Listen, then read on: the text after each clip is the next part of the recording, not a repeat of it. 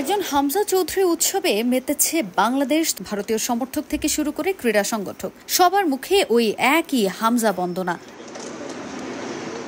পুরো বিশ্ব যখন তাকিয়ে হামজার দিকে, তখন আকাশ সমান প্রত্যাশা তো তার পরিবারেরও। তাই তো ঢাকা থেকে সরাসরি মেঘের রাজ্য শিলংয়ে শেফিল্ড তারকার ফ্যামিলি। শুধু তার স্ত্রী নন, বাবা মা, 3 সন্তান, বন্ধুরাও হাজির শিলংয়ের জওহরলাল নেহরু স্টেডিয়ামে। সন্ধ্যার অন্ধকারে দূর থেকে দেখা মিলল হামজার স্ত্রী অলিভিয়া চৌধুরীর। হাসিমাখা মুখ নিয়ে স্বামীর অনুশীলন দেখতে হাজির এই ব্রিটিশ নারী। সময় সংবাদে জানালেন নিজের অনুভূতি।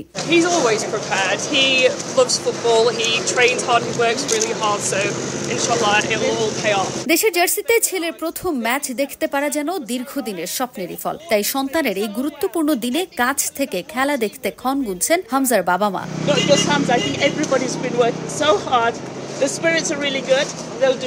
হামজার অভিষেক ম্যাচ শিলংয়ের জওহরলাল নেহরু স্টেডিয়ামে বসে উপভোগ করবেন তার পরিবার। তাজিন খন্দকার, সময় সংবাদ, শিলং, মেঘালয়।